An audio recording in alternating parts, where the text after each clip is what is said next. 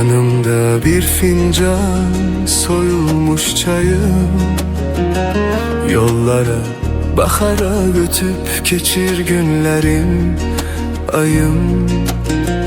Fesilleri unuttum, ne kışım bellidir ne yayım. Haradasan sevgilim, yetmir sene sesim harayım.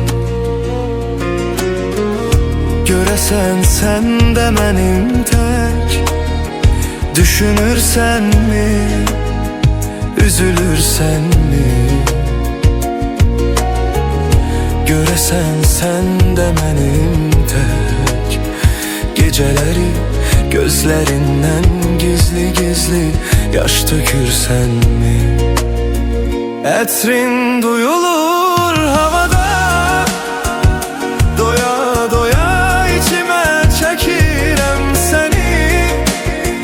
Bir sesini duyum arada sırada, bir bilsen ne kadar sevirem seni. Etrin duyulur havada, doya doya içime çekirem seni. Bir sesini duyum arada sırada, bir bilsen ne kadar sevirem seni.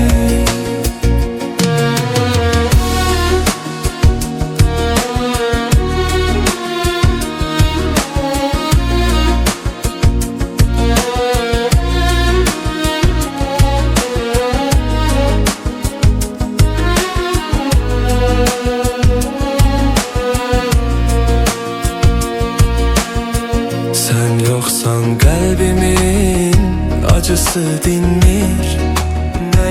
Ne yerdeyem ne göyde asla bilinmir. Buz tutmuş otağımın her bir bucağı,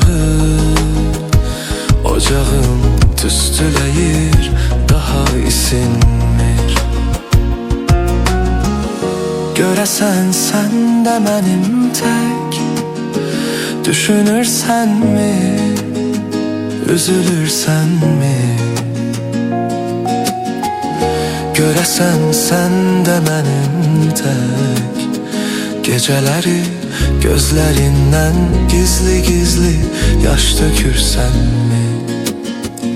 Etrin duyulur havada, doya doya içime çekirem seni. Bir sesini duyum arada sırada, bir bilsen ne kadar çok sevirem seni. Etrin duyulur havada, doya doya içime çekirem seni. Bir sesini duyum arada sırada, bir bilsen ne kadar çok sevirem seni.